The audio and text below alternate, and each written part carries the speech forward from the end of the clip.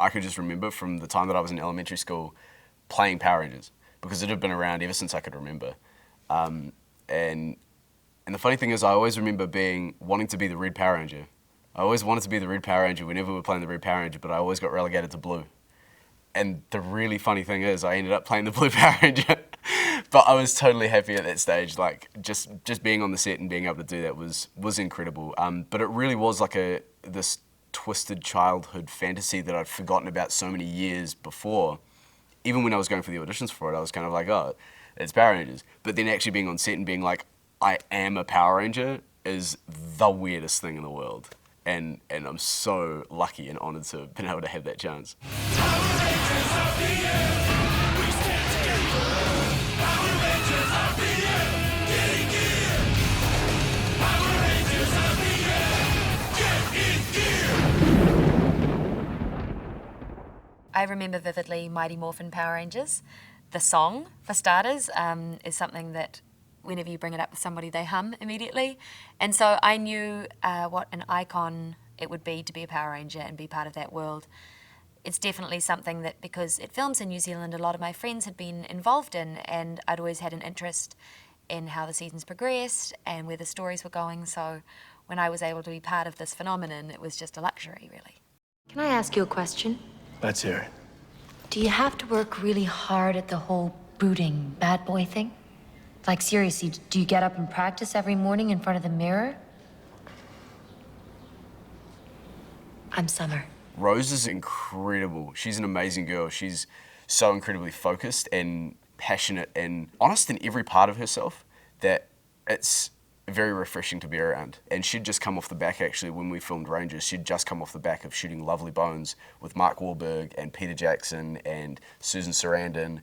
And for her to make that move was like, it blew my mind that she would still come and be a part of this with us. And it was great. It was really great to work with her.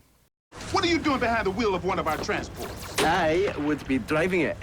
What else would I be doing? And you made it through the entire Benjex army in one piece. Aye. Well, maybe a few paces, but, you know, we made it. Ari Boylan was fantastic. He came from Wellington and had been living in Auckland a couple of years and had the challenge of playing the whole character as a Scotsman, which was just remarkable. And he brought that idea, I believe, to the audition. It was just an offer, a choice that he'd made that they loved. All of us were in our American accents, which were already different, obviously, from our own. And then he was going one step further into a Scottish accent, which is quite unfamiliar in New Zealand. Flynn always had a desire to achieve and to be respected and to show his value. I think that came out of me being in the industry that I am in. Acting is very much that. It's a continuous thing of trying to get approval through audition processes and with directors and with producers and whatever. So I definitely was able to reflect that into the character. What I took away, I'd like to say a knowledge about cars, but that's completely not true. Listen to me. Jem and Gemma were right. We can't just hide in here. Son, you know the plan. Yeah, I know the plan. This time I ain't just following. Stop! Stop! Halt! It was wonderful to work with Ika. We had a great deal of laughter on that set. Everybody kind of got along in this just wonderful way that it felt like we were all old school friends.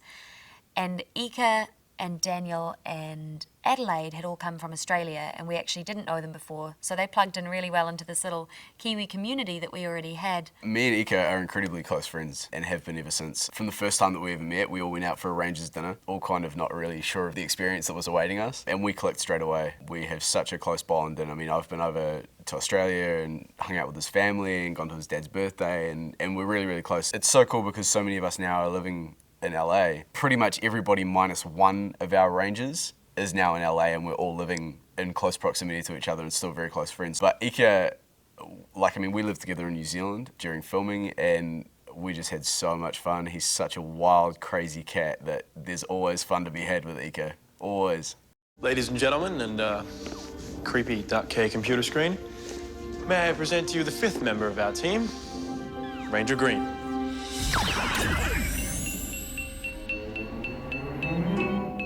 No way. How? And why?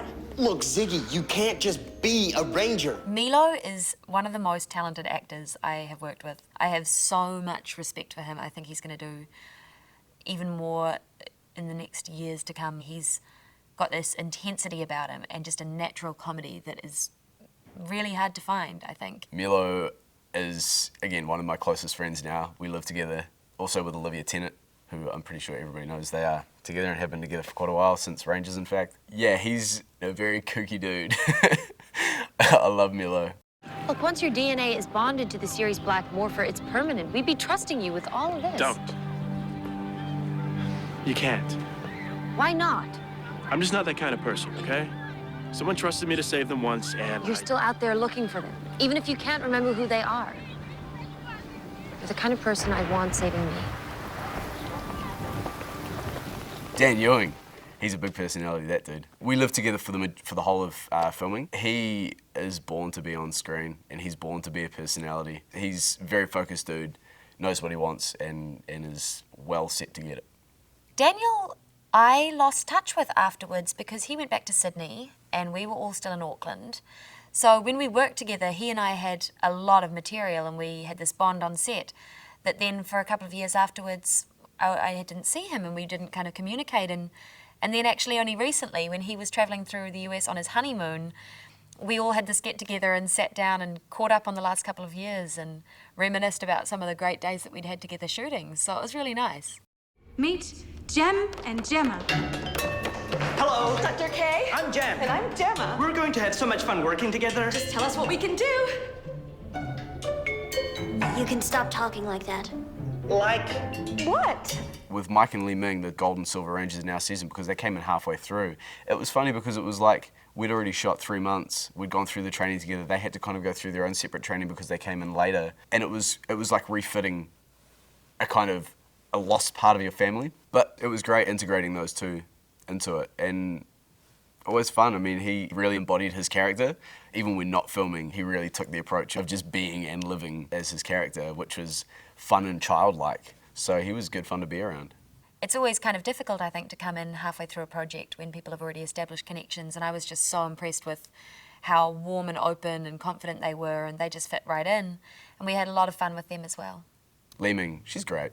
She's awesome. Haven't caught up with her in quite a while, actually, but she was lovely and always prepared, and I think she had a hard time with some of the physicality of things, but, you know, having the support of everybody around her to help her along was good. In an effort to improve my role as your mentor... Mentor. Sorry, can someone please explain to her that she's younger than us? I want to begin adding positive reinforcement to our post-mission debriefings. Scott, as usual, your judgment and leadership were impeccable.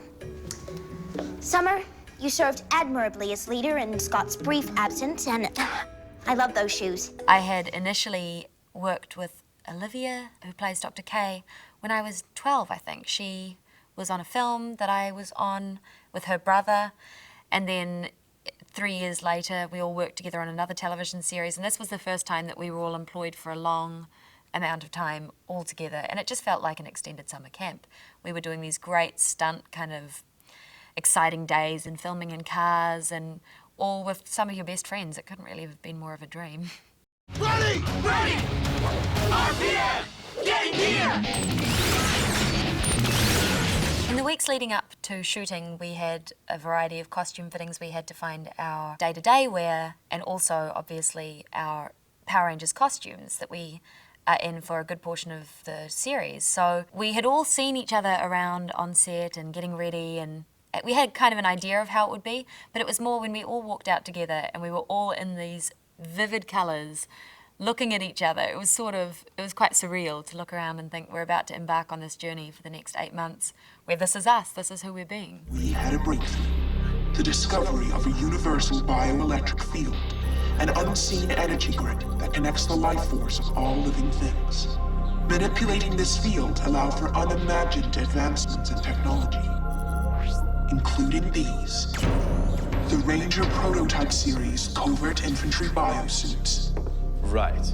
Because nothing says covert like bright red, yellow, and blue spandex. That is not spandex!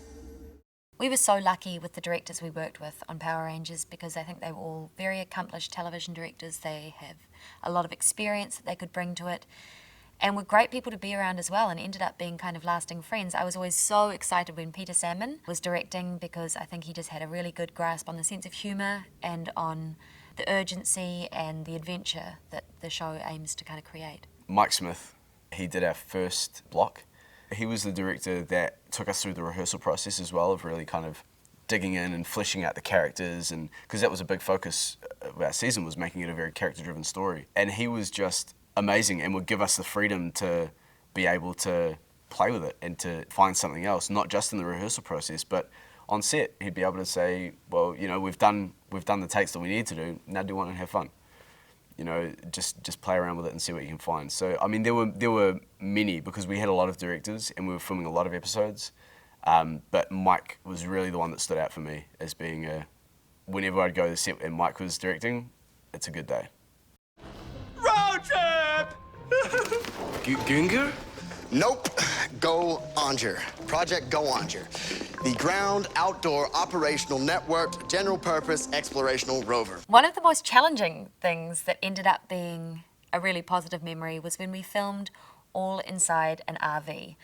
And filming all inside an RV with hot lights and 5 actors that knew each other very well and weren't afraid to say what they thought, and in a very small cabin feverish space for a good full day was definitely very challenging. And I think actually somebody was sick. I feel like maybe Milo had a tummy ache. Somebody had something wrong and everyone was very grouchy and we had to really pull together.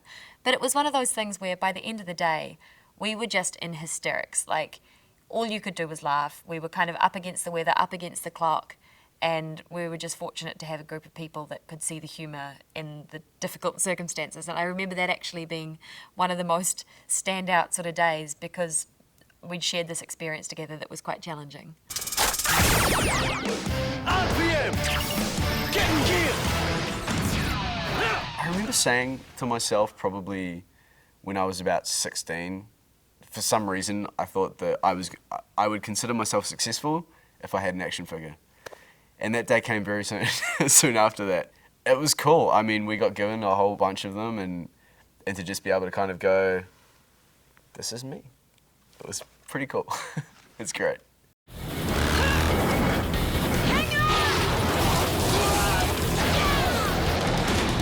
Activating city shield. Loading biodome control climate environment. Secure the area.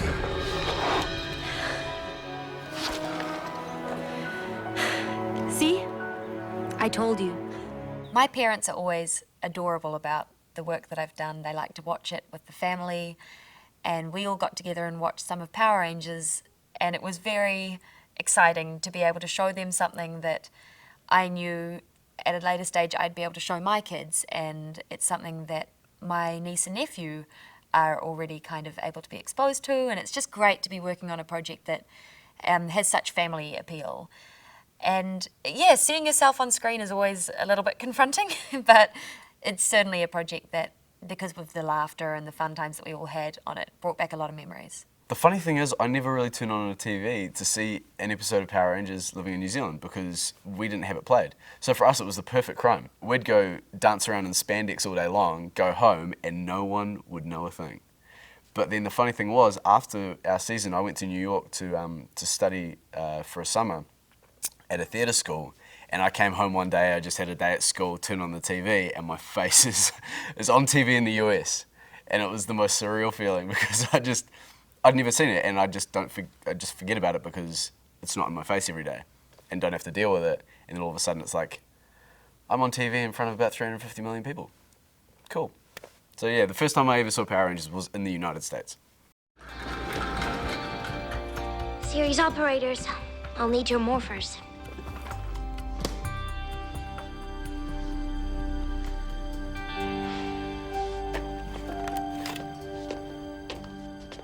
Being part of the Power Rangers, which is now celebrating its 20th year, is something that I feel like I'll always look back and know it's really going to last. It's part of something quite great and that's been established over so many years now that it's something I feel very proud of. The fact that it's had this resurgence with kids now where it's like, you ask them what their favourite TV show is and they're saying Power Rangers, it's amazing that they have such a similar experience. It's like we're part of this collective experience, and to have able to been a part of that and to actually been a Power Ranger through that timeline, I can't even say. It's amazing. I mean, going back to me wanting to be a Power Ranger when I was a kid, and every kid wanting to be a Power Ranger, and then actually having the opportunity is just amazing. I couldn't I couldn't have dreamed that would have been the case.